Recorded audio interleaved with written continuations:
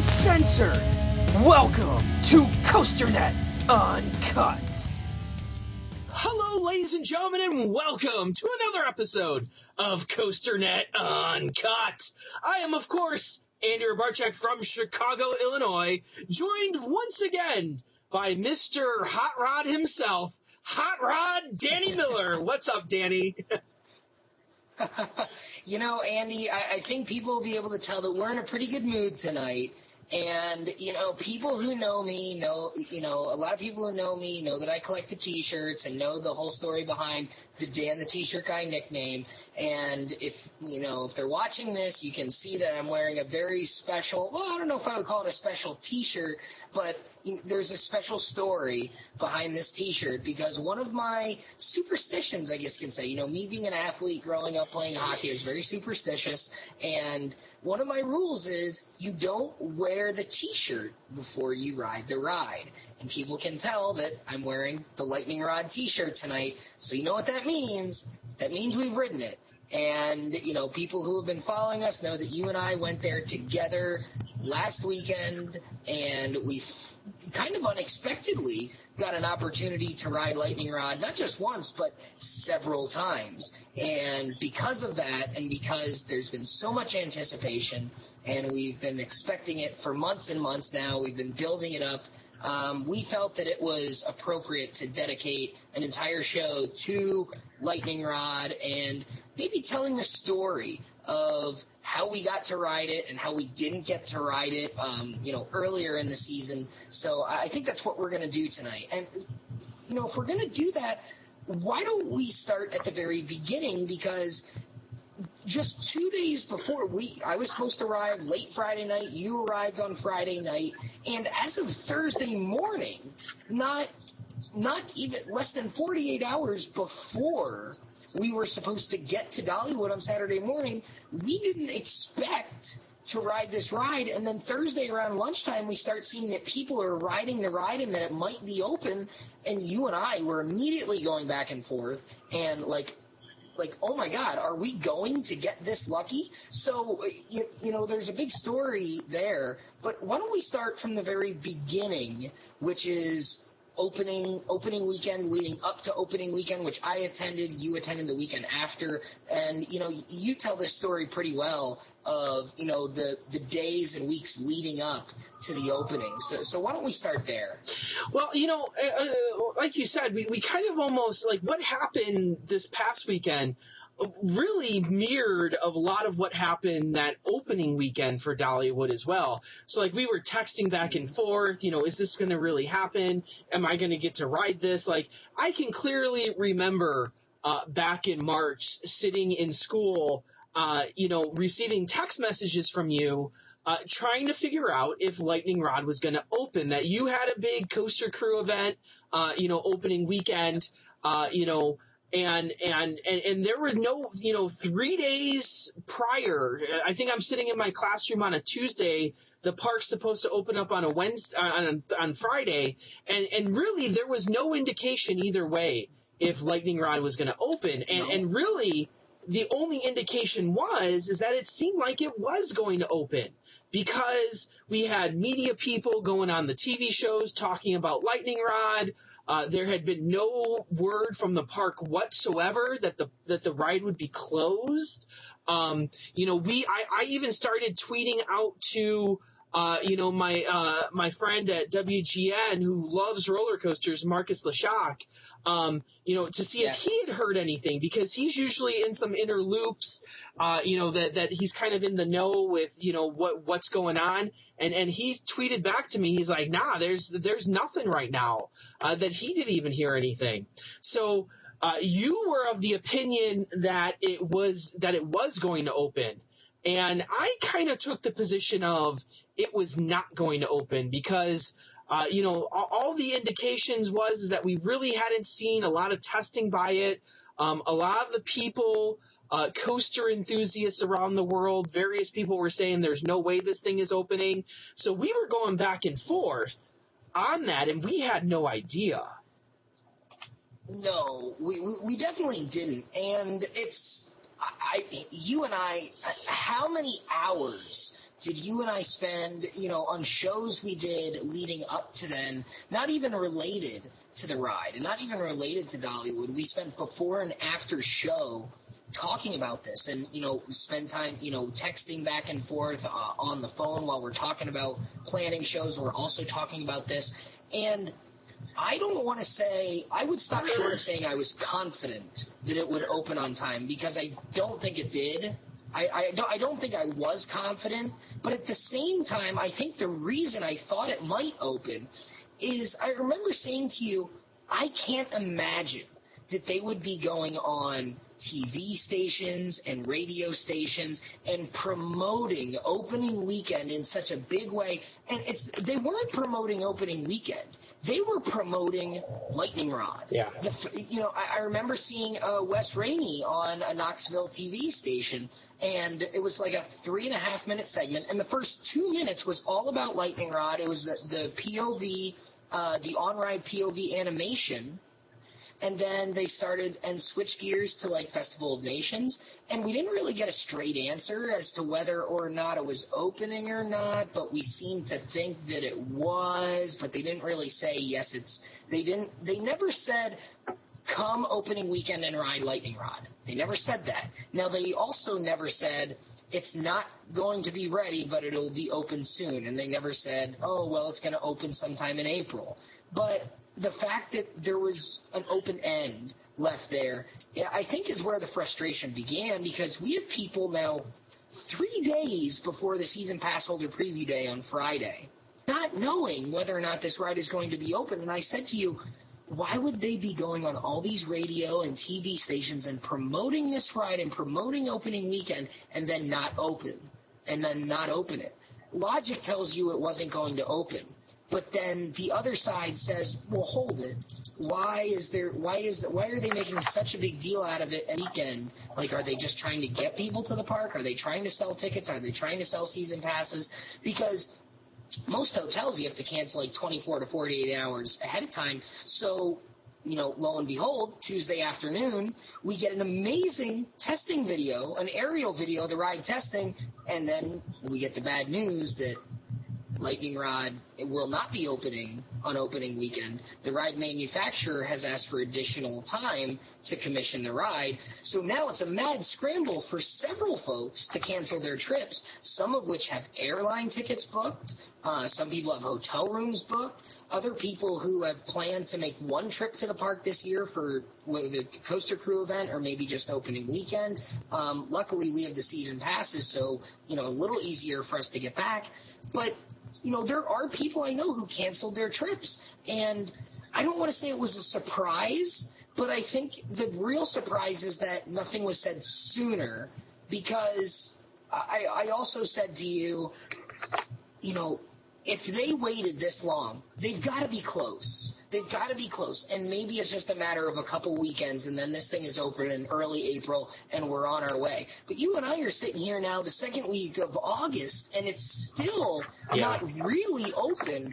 And we could not have been any farther from the truth at this point. We thought maybe we were really close, and we're not.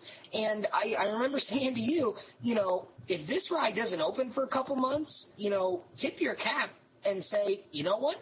They pulled one over on us, and you know what? They fooled us. They really fooled us.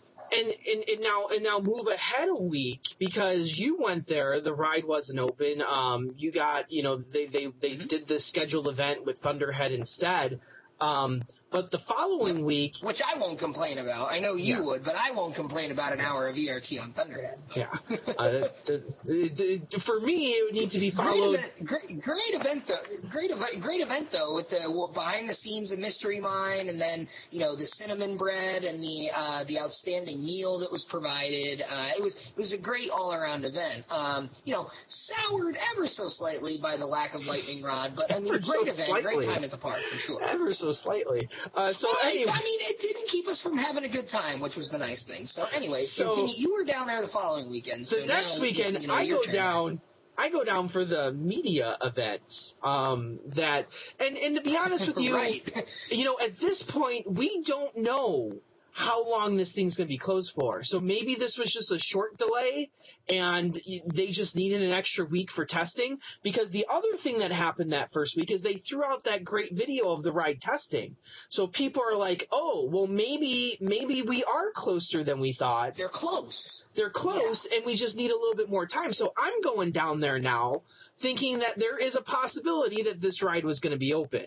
So, once again, I have to book my trip in advance. I get the media thing, the week before, go down there, and there's this huge media event with Dolly. Dolly's there. She's talking about, obviously frustrated, and doesn't want to, we actually have the video of the media day on CoasterNet. So if you want to go check that out, we have the whole speech on there and everything. And you can almost tell that there's a little frustration in her voice that this thing isn't open, because, Dolly doesn't like being places and making excuses for things. And that's what she was forced to do out there. Like, she's like, well, it's not really open yet. There was a little frustration in her voice, I thought. You can tell.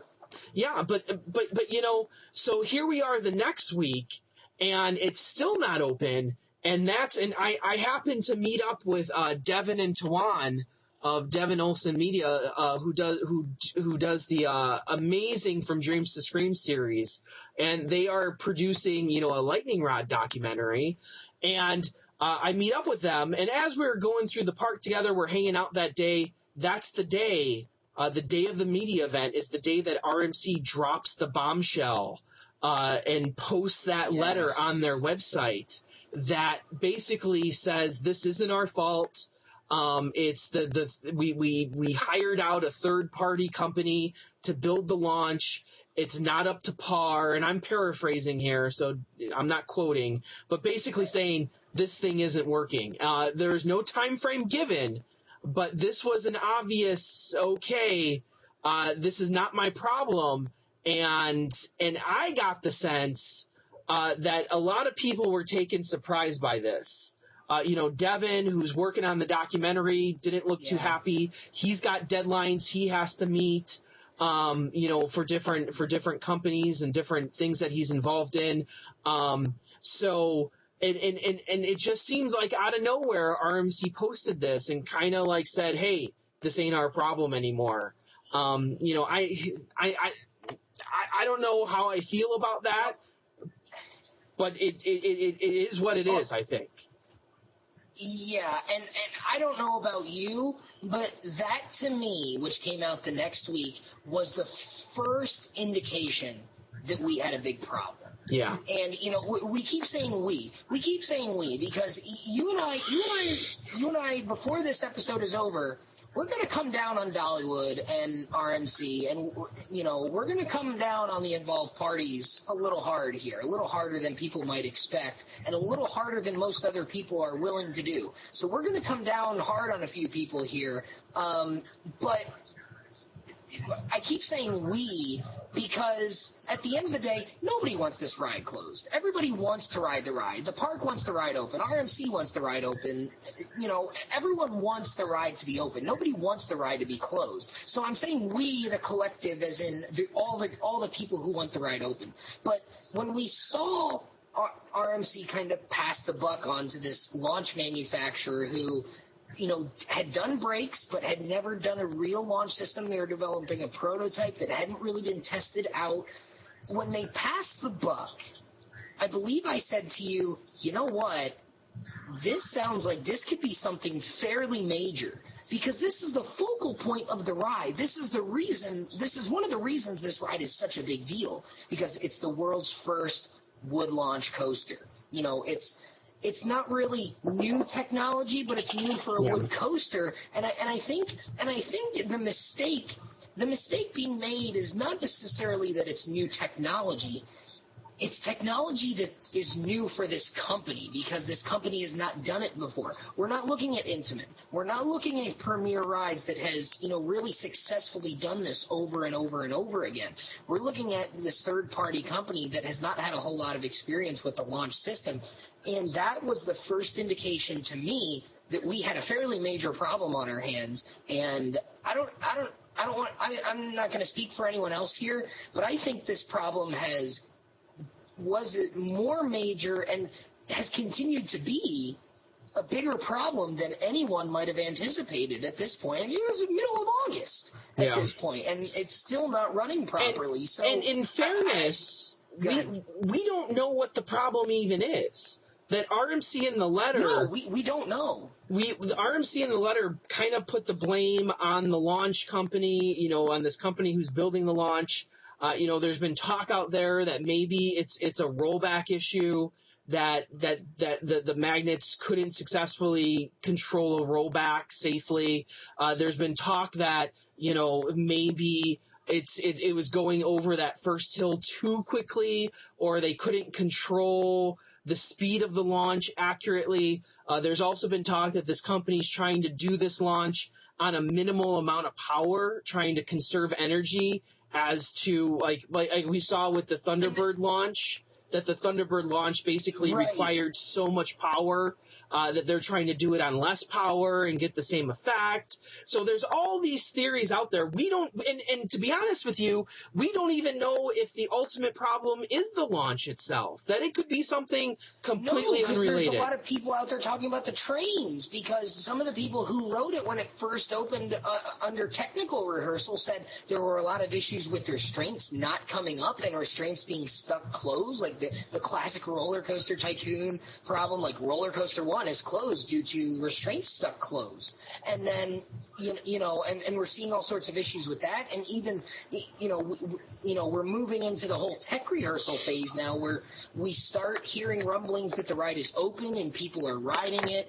but it's only running one train and it's in technical rehearsals. And then they post that banner that says, the lightning rod is currently is now under technical rehearsals, and it may be subject to delays or closures from time to time, and it's only running one train. So is it a train issue? We don't know. There's all sorts of conjecture at this point, because people are riding it, but it's not open. Before we even get to that point, I felt that there was a period of where people just kind of forgot about it. That, March rolls into April, and then May hits, and you have all the coaster stuff happening. You got parks opening up. You got new rides like Valraven opening up. You got Kentucky Kingdom opening up. You got Storm Chaser. You got Coaster Mania. You got Coaster Stock. You got Hollywood Nights. So it kind of like people. I think people literally kind of forgot about Dollywood, and the days turn into weeks, the weeks turn into months, and then you get into this tech rehearsal, and now there's this opening of hope again, that, hey, wait a minute, maybe someone is going to get on this ride. And that was early June that they started putting people on this ride, correct? Well, I think it was right around I think it was right around Memorial Day weekend or so. It was before Hollywood Nights, I believe, because I remember you wore a Lightning Rod shirt to Coaster Mania. Yeah. I remember, and at this point, and you were kind of joking that you were going to tell people you didn't like it, even though you hadn't ridden it yet. But at that point, it had opened for a few days here and there under technical rehearsals, and I know our friend Adam Beard, after Hollywood Nights, went down to Dollywood. It was not open. Went to Carowinds the next day and found out that it was open that next day under technical rehearsals. He went back to Dollywood for the next day to go ride it, and actually got a few rides on it. So, as we get into June, we have this technical rehearsal mode, and then I think we're in the second week of June. I think it's like June 12th or 13th. We see the banner ad that says Lightning Rod is now open, peel out now, and, it's the second week in June, and we say, you know what? Okay, about 2 months, they had some issues, we're ready to go. 5 days later, I'm in Denver, Colorado, pulling into the parking lot of Lakeside Amusement Park, and I see all sorts of people on Facebook posting, saying, Lightning Rod is closed, Joker is closed, Wildfire's opening is delayed due to a recalled mechanical part of a cylinder, I believe, on the trains of these 3 roller coasters. Did not affect Storm Chaser, did not affect any of the earlier RMCs. So all of a sudden, the ride is open and everyone's excited. Oh my God, plan your trips. And then we throw up our hands in the air and say, here we go again. Yeah, exactly. So now it's closed again. And, right now, we are still under that same issue that it has not officially reopened since that. What weekend was that? Was that the July 4th weekend you said? No, that was the weekend that it closed was like June 18th and 19th, Okay. 17th, 18th, 19th, because that was the weekend Okay. I was in Denver. That's when it closed.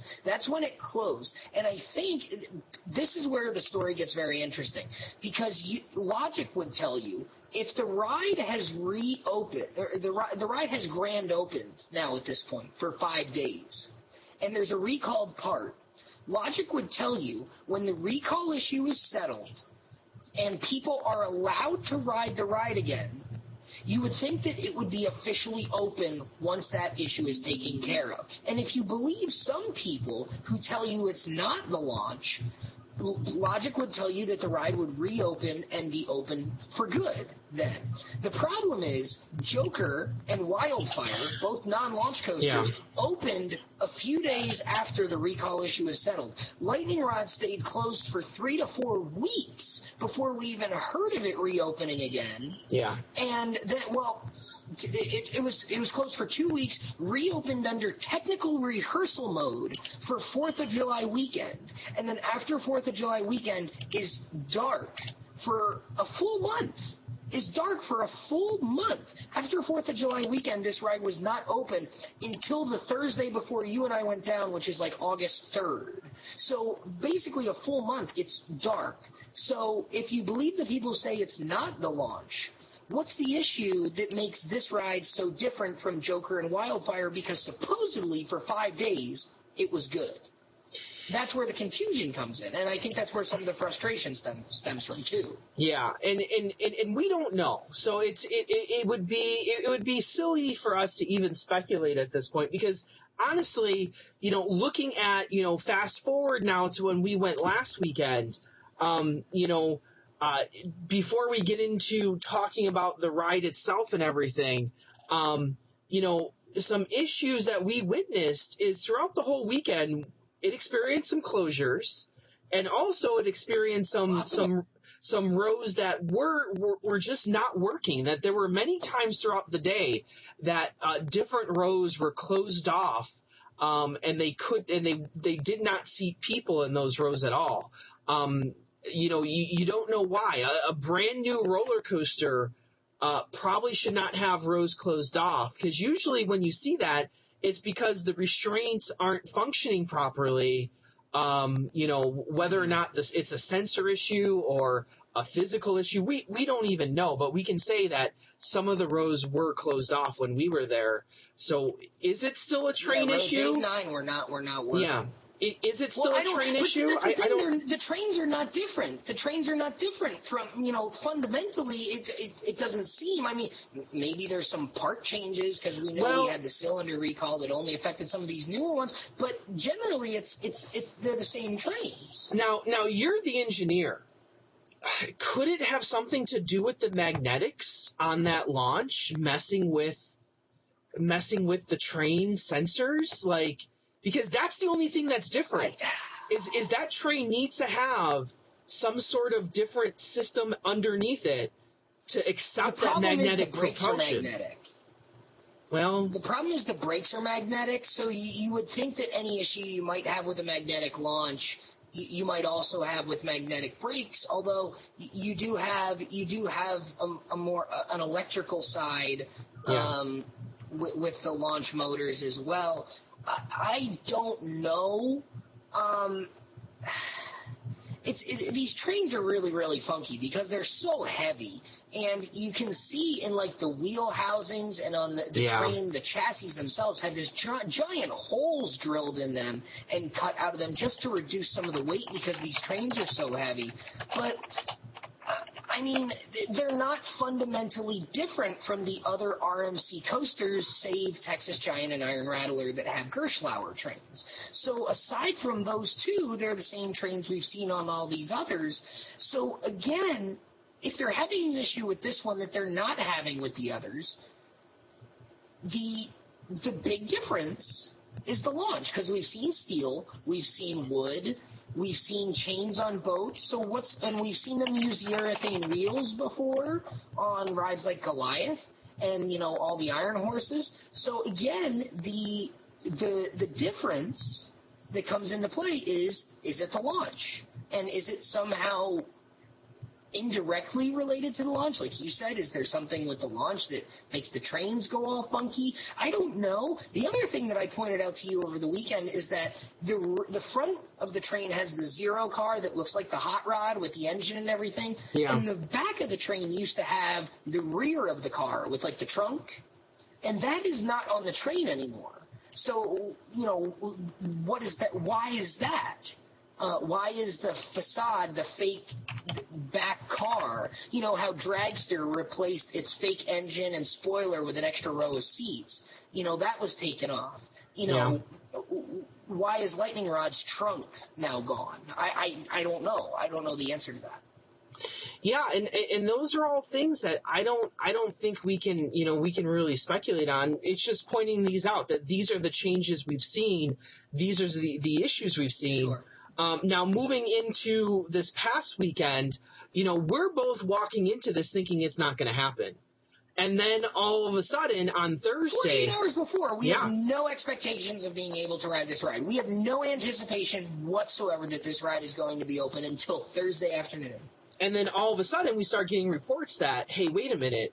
People are on Lightning Rod again, because they dropped out of tech rehearsal for a while, and we had heard nothing going on for a few weeks, if not a month, that nothing was happening with Lightning Rod whatsoever with people, especially. Maybe there were rumors that maybe they were testing it at night in order to recertify it to get people on, but that was all pure speculation, completely. So we had no proof of that, yeah. So then on Thursday, we hear that there are legitimate people on Lightning Rod. There's pictures of people on it. And we start texting, and it's like, wait a minute, we did this, 5 months ago back in March. And it's kind of like revisiting that same thing. Like, is this going to happen? Is this actually going to be open? It was opening weekend all over again, Andy, and you and I, and it was, again, Adam Beard texted me. It was about 1 o'clock, 1:30. I had just gotten back to my desk at work from lunch, and he sent me a screenshot, I think, of Coaster Crazy's Twitter feed, and they posted a shot from, like, the main entrance showing a train with people on it going through that final turn.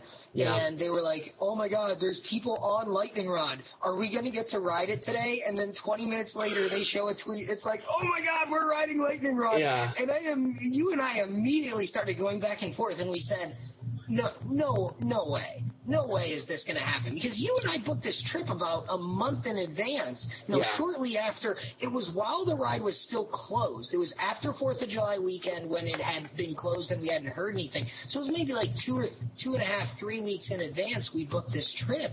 And at this point, we have no expectations to ride it. And you and I said, is this actually going to happen? Are we actually going to get this lucky? I don't know. We'll have to wait and see. And then we get there on Saturday, and, I went in early. We went to Wild Eagle quick for, the early ride time, and we get to Lightning Rod right about 10 o'clock. There's people in line for it, and we're like, oh, my God, we're getting in line for Lightning Rod. And you and I get in line, and then, it's happening, right? Yeah, exactly. So let's talk about the queue line a little bit. That on our first ride we went live on Facebook, so you guys all saw it. You can go watch that video on YouTube. It is archived on YouTube on our channel, so you can see that whole thing and see the whole queue line and all the nuances in there. But Lightning Rod has a story, and I like Dollywood. Yes, one thing that they do. And they kind of did it with Mystery Mine a lot, and maybe in Fire Chaser there's a clear story. So they've really built up this whole story about this auto shop and this hot rod, this Johnny Rev character, and he's created this new serum or oil that is called Rev It Up, and he puts it in his hot rod, and it really takes off and gives it that extra turbo speed. So the whole queue line is themed to that. You kind of enter in a facade that looks like a service shop, like an old time gas station. So you walk in, it's all really well done. Like it looks like you're walking into a real building that could be like a restaurant almost.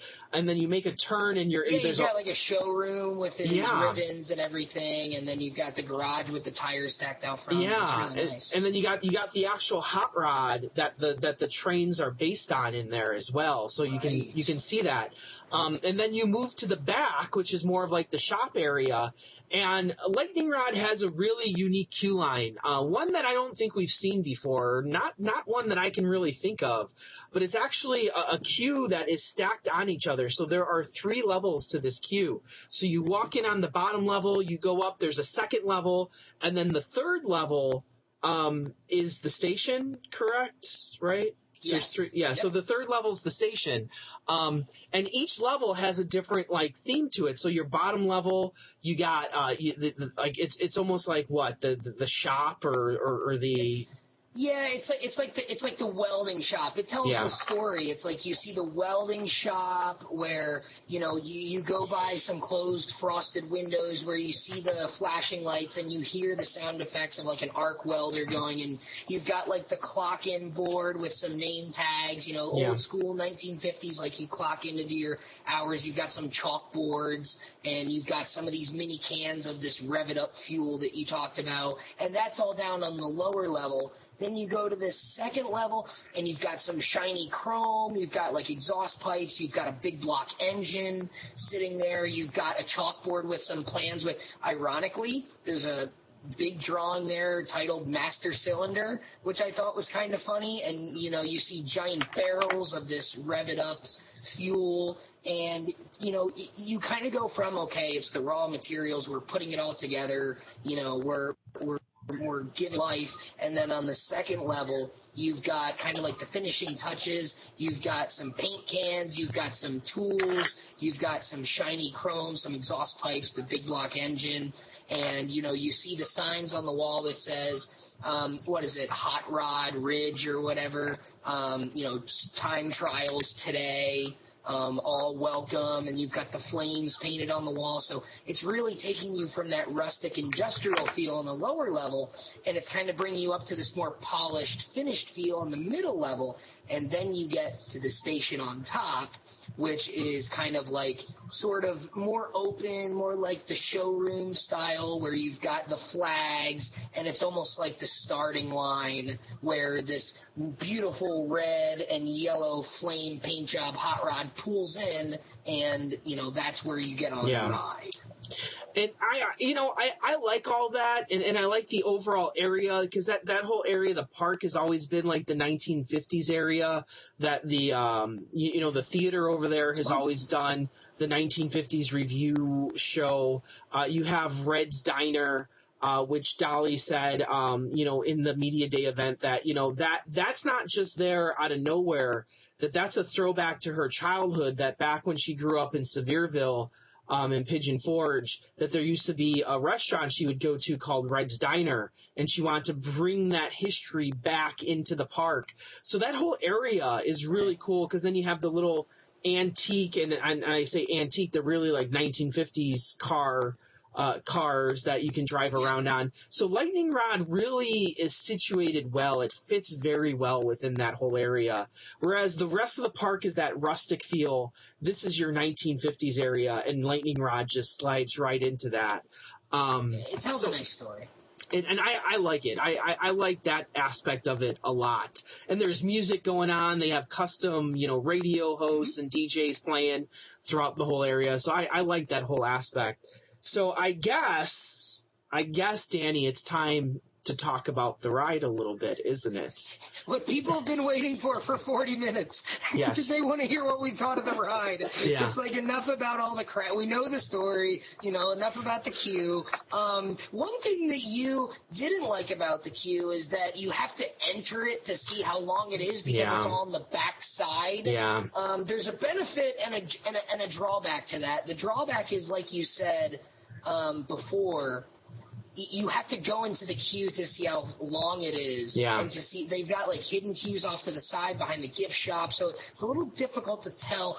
You and I found that when they're running 2 trains and when the station is full, that second level with like the parts planning is full, and then that lower level where the weld shop is, when the line is down, is full up to that point and ends right where that weld shop kind of goes outside. You and I found that to be about a 30 to 40 minute wait with 2 trains. And maybe that'll be less once it's out of tech rehearsals and they get a little quicker. But, for reference, if you go there and it's got 2 trains, when the building itself is full and it starts to go outside, for reference, that's probably about a 30 to 40 minute wait you're looking at.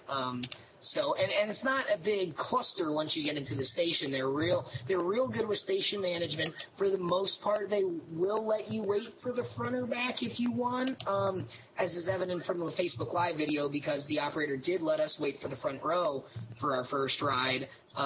So that's real nice. Every once in a while you get one that won't.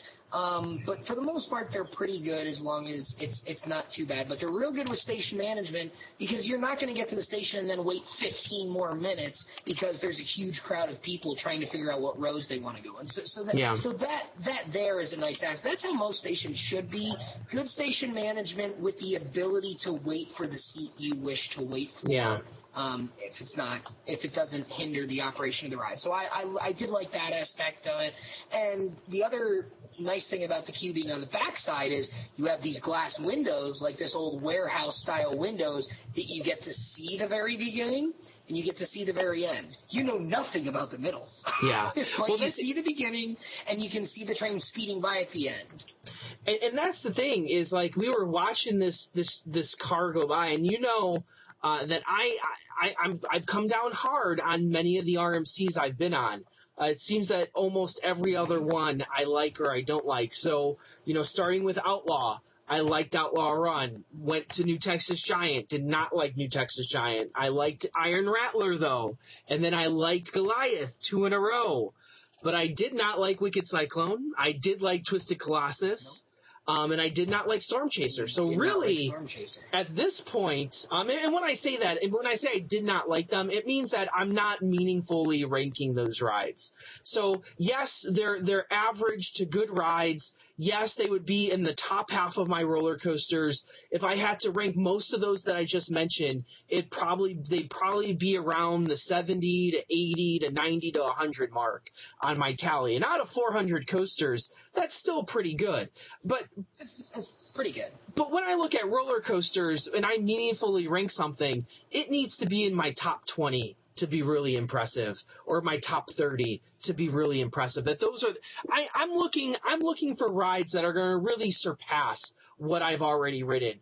Not so much, I'm not looking for new rides to add on to a list. And I think that's, a lot of people get that confused about me, is when I say those things, is I don't like a ride. I'm a Cedar Point guy. I have a number of rides at Cedar Point that I can go to on a weekly basis if I wanted to. It's only 4 hours away, and I can ride some of the greatest rides in the world. So for me to be really impressed by a ride, it would mean that I would have and into a Maverick or Millennium or Raptor or And to be fair, if we're talking RMC here, you've got a very good RMC not an hour away from you. Yeah. You've got a very good one in Goliath nearby. So, if you want to ride an RMC that's pretty good, I don't think either of us are going to call Goliath the best of them, but I don't think we're calling it the worst of them either. I think I think Goliath probably falls like in the halfway mark for both of us in the group of RMCs, because have you and I been on all the same ones now? We've been on all of the same ones, save Medusa and Wildfire, right? Yeah. So, if we run down the list, you do not like Texas Giant. I do. We both like Iron Rattler. You like it a little bit more than I do. I prefer Texas Giant by the slimmest of margins. We both enjoy Outlaw Run. You so a little bit more than me. Mm-hmm. We both enjoy Goliath a lot. I'd say we're probably about a tie there. You like Twisted Colossus a little bit more than I did. I liked it, but I didn't think Twisted Colossus was one of the stronger ones. I really like Wicked Cyclone. You do not like Wicked Cyclone. And then finally, Storm Chaser, we agree, and I think the general consensus is Storm Chaser is the weakest of them. Still a nice ride, but nothing. Storm Chaser is not any more than a good ride. It's not a great ride. It's not an excellent ride. It's a fun ride. It's a good ride at best. And when I say that, I would say, when I talk about rides like Gemini or like your floorless coasters or your Rougarous or stuff like that, that's where I put a Storm Rougarou Chaser right next to Storm Chaser. Yeah, that's exactly where I put it. So when I talk about, yes, it's a ride I'm going to go on and I'm going to enjoy, but is it a ride I'm going to talk about to people who don't know roller coasters? Like, I have a class of 30 kids in my room and I'm showing a POV. I'm not pulling out Storm Chaser. I'm going to pull out something more impressive than that to show them, to say, hey, this is what a coaster looks like, So anyway, we're standing there waiting in line to ride Lightning Rod, and we're watching the end of the beginning and end of Lightning Rod. And the first thing that jumps to my mind is the similarities it has to Millennium Force. That you have, you see it's uncanny. You see it coming down that quadruple down at the end, and then it hits that speed hill into the turnaround, into the final brakes, almost exactly like you see on Millennium Force, where it does the speed hill past the station, and you see it come back, and you don't see anything back in between. Yeah, and it's really weird that that's the case, because looking at Lightning Rod before actually being there in person, that's not a comparison I made at all. And the one of the big criticisms I've had about RMC coasters is that they die at the end, and I hate that on a roller coaster. I want to hit the brakes at a high speed. I don't want you to just throw in extra elements to burn off speed. I hate that about RMCs a lot. And this one, that is not the issue here at all. It is flying. That is not an issue at all. That is not the issue. You and I were getting very excited as we got to station level, and spoiler alert, we got to sit in the front seat, especially if you watched the Facebook Live video. But I asked you a very interesting question as we got to station level, and I turned to you, and you had a very interesting response to this, because again, we have been very critical at times of Dollywood maybe not being completely honest and forthcoming with the guests right away, because knowing what we know now, there's no way that ride was opening up, and they knew more than 3 days ahead of time that ride wasn't going to open on time. And we felt that there might have been a little bit of dishonesty there. And you and I have been very critical of the park for things like that, and other people have not been. Other people have seemed to be giving Dollywood and RMC a pass for this. And people need to realize, do not confuse our frustration with things like that with us thinking that the ride was not going to be great. Do not confuse our frustration with the ride not being open with our expectations of the ride, because we expected this ride to be very, very good, and we were going to be disappointed if this ride was not very, very good. And some people seem to think that we decided that we didn't like it before we wrote it, and that is not the case at all. People are confusing that with our frustrations with the lack of information and the lack of updates. Even if it's an update that says, hey, it's still not ready, that's all we need. The fact that just we never got that. So I said to you, we're like 3 trains away from riding. I said to you, we've been so critical of this park. We've been so critical of the issues going on with this. Do we deserve to ride this thing right now? And what was your answer? I said absolutely yes. And I said, if there's ever two people that deserve to ride this, it is us, because we've been holding this flag. And I feel for the people out there, because I am one that I said at the beginning of this, I got very frustrated because I've invested some money into this park already. Dollywood's a place that I've been to the last few years. Like, I was there in 2011 with my wife. I went back last year because Dwayne and I were on a trip and we were passing through, and he's never been there. And then, this year I went all in and I bought a gold pass, and I booked a trip in March to, with the expectation that this ride would be open. And we became very critical as the weeks turned into months and this ride still wasn't open, because at some level there's a lot of people out there, and not just me, a lot of people out there who have invested money into this park and who have booked trips and sent dollars and cents into their pocketbooks and their bank accounts, and under a pretense that you would be able to ride this brand new ride. Let me say this. There is no way in hell that I would have bought a Dollywood Gold Pass this year if it wasn't for the fact that I thought Lightning Rod was going to be open. So if they would never have announced it, if they would never have said that they're building a new roller coaster this year, I would not be buying a Gold Pass. That's not the case for everyone out there. Some people buy Dollywood Gold Passes every year because they go, and that's fine. But the extra one, I bought the season pass too. Yeah. Not the gold pass like you did, but again, I was just there in 2014, so if there's no new roller coaster, maybe I don't go in 2016. Yeah. But we got the season pass because, okay, maybe it doesn't open on time, but at least we have the season pass, and you and I, the paying customer, are not getting part of what we paid for and what was advertised at the beginning of the year. And you can say, well, yeah, you can still go to the park as much as you want. You can still enjoy the park as much as you want. The fact of the matter is I live 8 hours away from the place. If I go to Dollywood, it's going there with a purpose, or because this year it just so happened that my extended family wanted to go down there as well. So things kind of align there. But Lightning Rod was a big piece of that. Lightning Rod being open was a huge piece of that.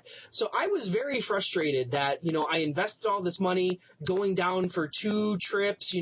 I was even considering more trips if the ride was open. And then go into August and not know if it was going to be open, I felt a little salty about that. And you can criticize me all you want, but it is my money, and we always say that you vote with your money, and I voted with my money by going into the Dollywood program.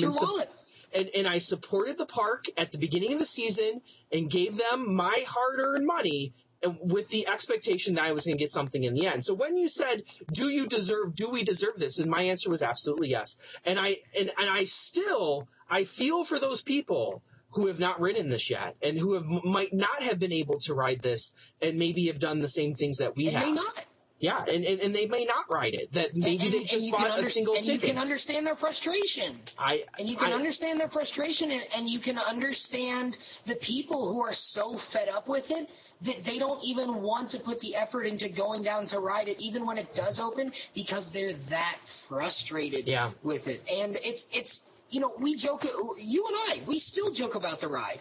And, we joke about flying turns. Flying turns and Knoebels, we almost give a pass to rightfully because it ain't been around for 50 years. I don't. This is, Lightning Rod is not something that you can say it's new technology. It's not really new technology. Flying turns is a little bit different. You and I are very, very critical. We've been critical here the last few minutes. And the fact that we are man enough to admit when we are frustrated and admit when we are upset that we are not getting what we paid for. That was your justification. And the fact that we've spent our hard-earned money on these season passes and on 2 trips from someone who's 8 hours away and someone who's 10 hours away by car. I've invested in plane tickets both times to go down there. You're talking at least. Yeah, we should. you're talking at least a $500 investment anytime you go down there. For me, and you with plane tickets is probably just as much. And that's a sizable amount. And I get it. I get the park's perspective. They don't want it to be closed. They want it to be open. It's not like this is a huge scam that they're running and they're laughing all the way to the bank. No. But the fact of the matter is both parties are upset here. And luckily, though, we were able to write it. So, let's get back to the excitement part of it. Without further ado, that was our bitch fest. We kind of need to get that out there, our frustrations, and those are out. And then we feel for those people out there who share those and who might not share those. But the ride itself, Danny, I'll talk about my thoughts first. I'm not a huge wood coaster fan. I'm not a huge wood coaster fan. And my top 5 before this was Voyage, Outlaw Run, Phoenix, El Toro, Prowler. So it was Voyage, Outlaw Run, Prowler. You're messing it up because you moved Prowler like the week before. I did. I moved Prowler. So literally the week before is Voyage, Prowler, Outlaw, El Toro, Phoenix is how it went down the line. Those were my top 5. And outside of that, you have things like Rampage and Legend. So just going into this, I kind of had the expectation that this thing was going to be better than Legend. So that already puts it in my top 5. It's not so much of a question unless this thing's absolutely terrible, which I didn't think it was going to be. It's going to be in my top 10. The question is how high would it get into my top 5? Would it just be number 5? Would it go up all the way? And after our first ride, it was really, really fantastic ride. That this is a really great coaster. That there is only one noticeable spot on it that I do not like. And that's at the bottom of the first hill. You pointed it out to me, and I felt it, every time. At the bottom of the first hill, there's a little bit of a pothole if you're sitting in an even numbered row. So we didn't really get it the first time, but then on subsequent rides, we kind of felt it. As we hit that pothole where you kind of fall on the track. And sometimes you might have experienced that on other coasters. Shivering Timbers was well known a few years ago to have Boulder Dash has a couple of them. A Boulder Dash, Gemini, if you ride it enough, like 100 times in a day, you begin to feel where it falls on the track. So a lot of coasters have it, but something so new, you would think maybe they would have engineered it out, but it's there. But other than that, this ride is utterly amazing. From the first drop into the twist and shouts and the overbanks, and I think really the highlight is that end piece that finally we have an RMC. Maybe not since Iron Rattler, I would say, because Iron Rattler has a real fantastic ending. This is probably the best ending on any RMC coaster anywhere in the world. That you have the quadruple down into the speed hill, into that non-inverting, turn. That's just out of this world amazing. And we got off the ride, and I knew right away that this was something special because I'm not one to say, hey, let's go get in line again and let's go wait another 25 to 30 minutes. I hate doing that. And we did that 2 to 3 times that morning. We did it at least 3 times that morning where we got out of line and I'm like, let's go right back. I'm not one to do that. And went back later in the day and waited in an even longer line to do it again absolutely. Later in the day. So immediately coming off that ride, I knew it was going to be top 5. It's better than Rampage. I went as far as to say, I looked at my list. I said it's better than Phoenix. It's better than El Toro. But I couldn't move it past Prowler. So I put it at number 3 on my list. So right now my list is Voyage, Prowler, Lightning Rod. And some of the reasons why is I had, the previous week I was at Worlds of Fun. I had just ridden Prowler, had some really fantastic rides on it. It was just flying. And you know what? There's something to be said for Prowler being a traditional wood coaster. That Lightning Rod's a wood coaster. I'm not going to sit here and say it's not.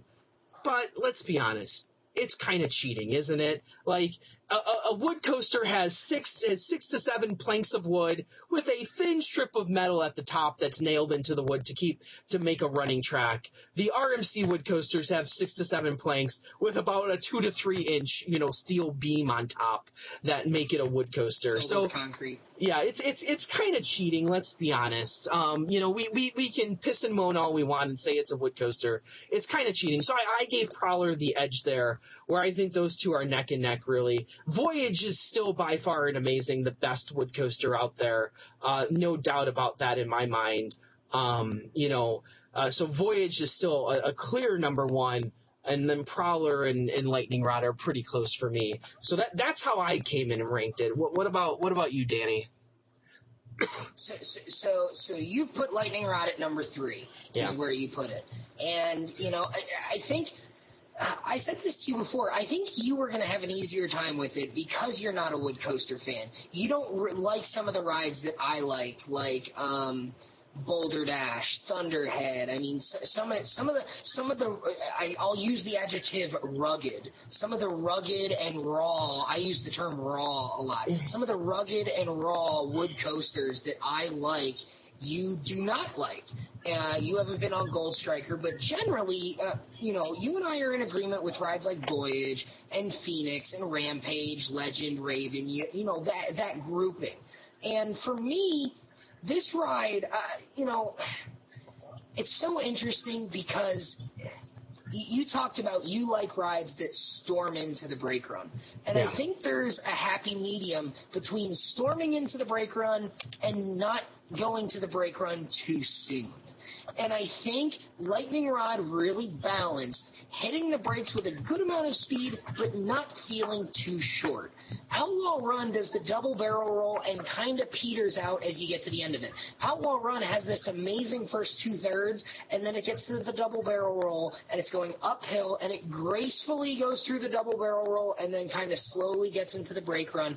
And Outlaw Run feels a little short, but the problem is you couldn't go any farther because you've run out of energy. Lightning Rod probably could have gone farther, but it didn't feel like it had to, if that makes sense. Yeah. Iron Rattler felt like it could have gone farther for me, and I felt like I wanted to and it needed to really feel complete. Iron Rattler has a great beginning, and Iron Rattler has a great ending. Iron Rattler has a good middle, but it's a little bit questionable. You lose the speed. You're kind of just on top. I mean, it's those stupid overbanks. Feelings. Yeah, it's the stupid overbanks. It doesn't flow. It doesn't flow nicely. Right. The overbanks don't flow with what the rest of the ride is. And Outlaw Run is kind of sort of the same thing, where you're ripping through the woods and you're doing all these intense maneuvers, and then the double barrel roll is a very, very fun element, but it kind of feels like it doesn't flow at the end of the ride perfectly, where you're doing all these crazy twists and turns, and then you do this real graceful, non-intense element. It feels like there should be another intense element or two after it to really complete the ride and bring it full circle. Lightning Rod flowed perfectly from start to finish. You have this launch, which is I wouldn't call it a super intense launch. It's a surprising launch because you're uphill and you're not used to that sensation. You only get it on Maverick, and Mavericks is not go this fast. No, Mavericks is not that good. And you don't get the kind of airtime on Maverick until you're on the drop, whereas this. Now, in the back seat, you and I preferred the front seat a little bit to the back seat, if nothing else, because of the launch. Because the back does seem to lull and be a little bit sluggish. Not by much, though. Hill. The yank on the big drop is great. But on the front seat, you go over that top, and you are immediately propelled out of your seat going over that first hill, and then immediately propelled out of your seat on the main drop again. And you and I rode it in row 7 later in the day, dead middle of the train, and thought that was our best ride. So I think the lesson really hauling. Is front to back. Once it's warmed up, front to back, there is not a bad seat in the house, and it doesn't really matter where you sit. Which is a nice thing. Go ahead. You can. And that's very different from all the other RMCs, because all the other RMCs are very different from front to back. Yes. Yes. Outlaw, I don't really remember it being that different, so I'll put that one on the side. Iron Rattler, I did it in the back seat. Did not really love it all that much. Did it in row 3. Thought it was out of this world amazing. Goliath is a very different ride front to back. Both of them are probably equally as good, but very different rides. The sensations you get are very different. This one, I think you get a pretty even ride. Yes, it's going to vary slightly like any coaster, but you get a really standard great ride no matter what seat you sit in.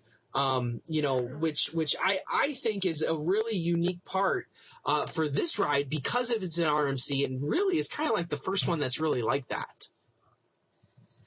I think save Texas Giant, most of them are better in the front. I preferred Goliath in the front. I preferred Outlaw in the front. I preferred Iron Rattler in the front.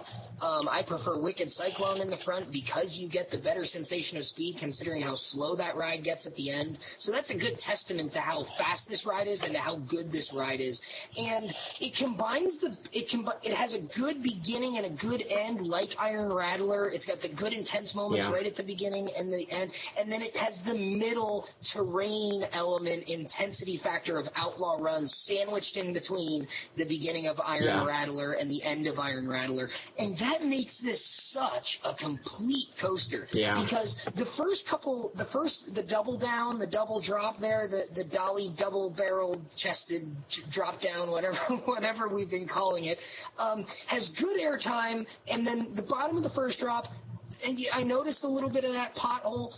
Didn't kill it for me. I liked that a little bit because it gave it a little bit of a wood coaster feel, which I did not expect to get. Because there's a couple of spots. Yeah. There's a couple of spots where it jolts you a little bit, but they're forgivable because it makes it feel. It reminds you that you're on a wood coaster, which is nice. We had heard that the wave turn was not a great element. I thought the wave turn was fantastic because it's literally.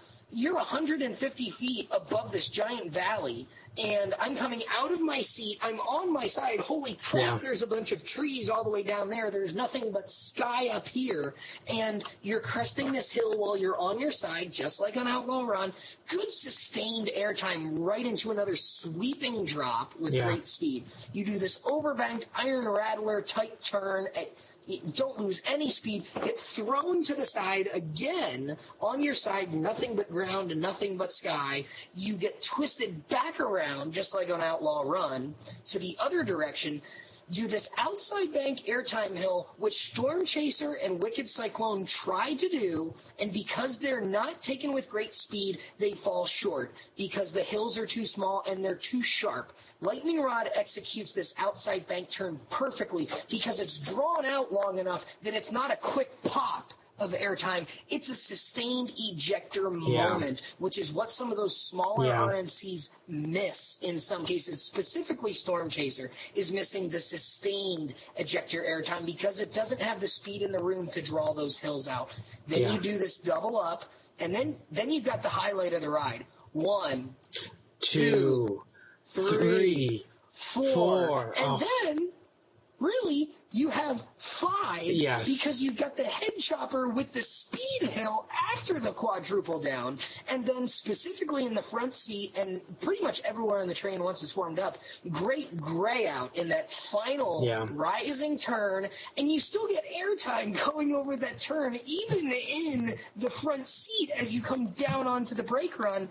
And, if you watch the Facebook Live, you get, it's buffer screen, buffer screen, buffer screen. But when we hit the brake run, you can hear our reactions and just how incredible this coaster is. So, and a benefit that I had that you did not have as I prepare to, give my ranking, here, because I know people want to hear it.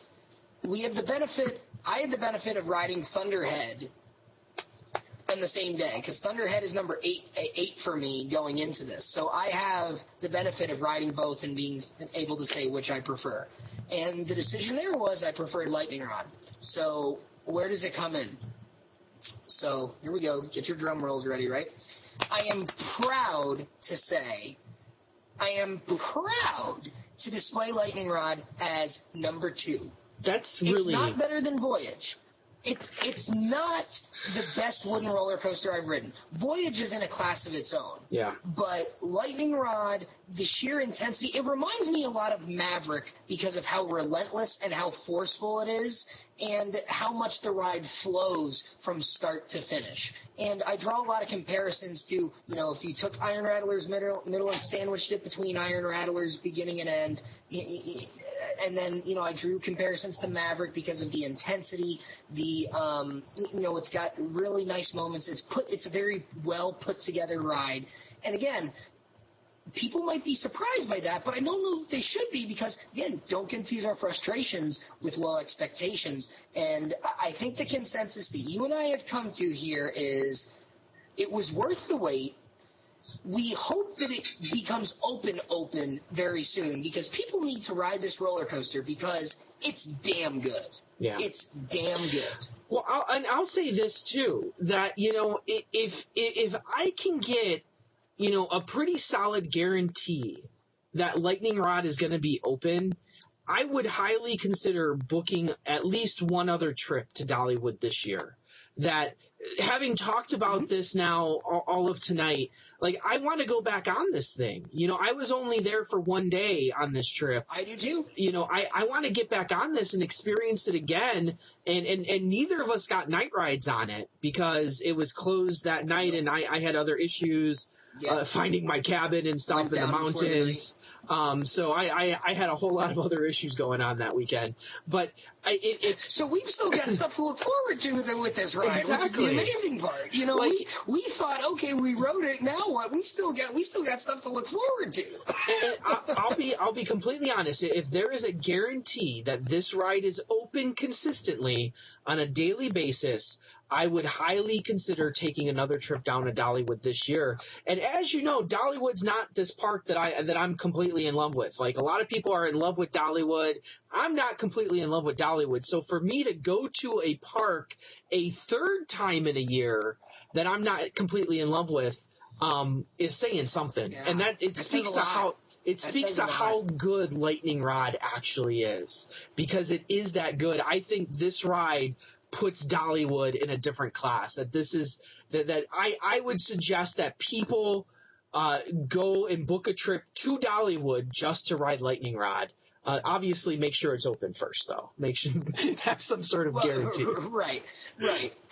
And again, you and I have very differing opinions on Dollywood as a whole. I enjoy the coasters in the park more than you do. But again, this is a ride. I'll make this comparison. I think Lightning Rod is to Dollywood as Fury was for Carowinds. Yeah. It was a ride that made you think, okay, I really want to try and get there every year if I possibly can. A ride that makes you say, boy, I need to try and find a way to go there this year just because it's that good. Yeah. And that's not something that you and I think the big takeaway here is you and I disagree on a lot of things. And that's what makes the show so good is you and I have differing opinions on a lot of things. The fact that you and I both agree on this and we're resoundingly agreeing on this should be a sign to the folks watching the show right now that this ride is that damn good. Yeah, seriously. It's that good. It's worth your time. It's absolutely worth your time. And I'm interested to see because a lot of people say, and I was part of those people at one point, is Outlaw Run the best wood coaster in the world? We know from our poll that Outlaw Run has won 2 years the best wood coaster. I've always said Voyage is clearly the best coaster.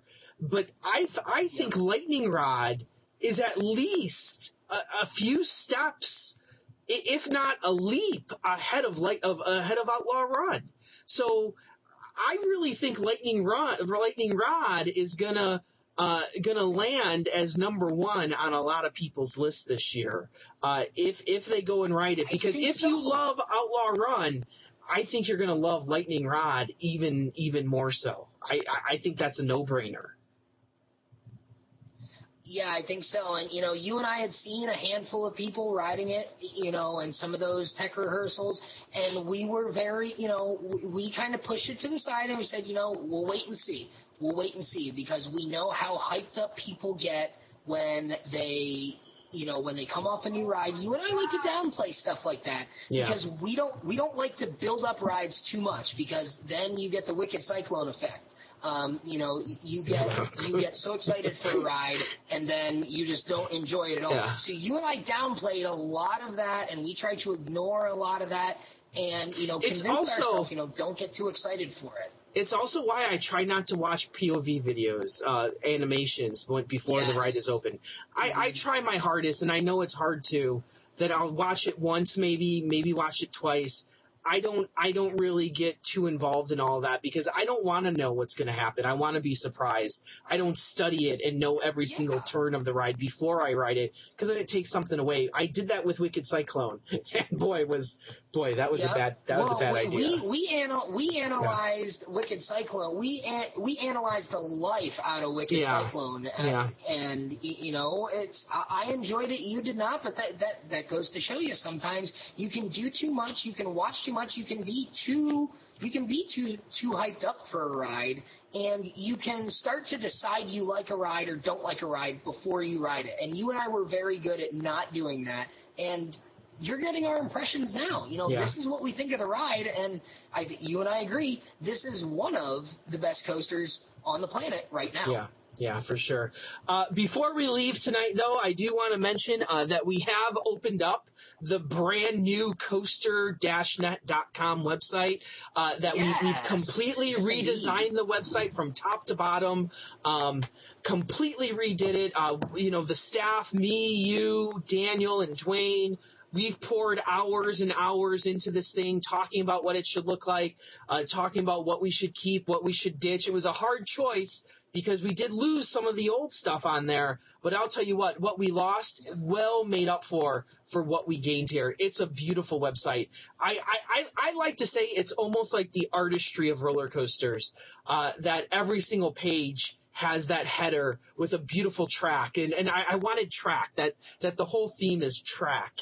Not so much cars or rides or parks, but track, because I think coaster track is sometimes the most beautiful thing in the world.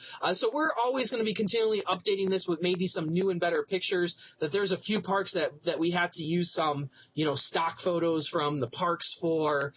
So we'll definitely be asking for more photos to be submitted to us, and maybe we can use those and feature those on the new site. But go on over to coasternet.com and check it out. And, if you have any suggestions, let us know because, it's still in a phase where we can still change a lot of things.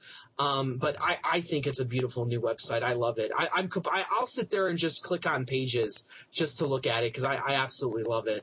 And Dwayne did a great job putting those pages together because he did a lot of the heavy lifting on that. Absolutely. Absolutely. I mean, with me finishing up school and then starting the new job here, I did a lot of discussing with what I thought should stay and what I thought should go. I did not do a whole lot of the actual setting up of the site. I did a lot of the behind the scenes stuff as to, what I thought it should look like from the outside perspective, and did a lot of, going through. So if you guys find things you don't like or find broken links, let us know. But I mean, you, Daniel, and Dwayne did a lot of the heavy lifting with the site, and you guys did an amazing job. So we hope you guys enjoy the new site as much as we enjoy putting it together and having it out there, and just have an updated look that is still at its core what CoasterNet always has been. And really, I the first day it was open, I kind of, sent out a whole bunch of tweets, inviting people to look at it. And I got that John Hammond feel in me from the opening of Jurassic Park. The eeps. And I was like, welcome to coasternet.com. I was channeling John Hammond as we were sending out all those tweets and everything. I was hoping people would pick up on that maybe. But anywho, as always, go down to Dollywood, ride Lightning Rod. I'm hoping that it's going to stay open consistently, that we get an official opening soon. I want to go back down. You want to go back down. And we hope that everyone who wanted to ride Lightning Rod this year absolutely gets the chance to go and ride Lightning Rod this year, because that would really make it. Who cares about best new ride or any of that? It's all about pleasing the fan base, and hopefully everyone gets to ride it this year. So, as always, I am Andy Robarchuk from Chicago, Illinois. And I'm Danny Miller from Binghamton, New York. And as always, ride on, Ride Warriors. Right on, Rod Warriors.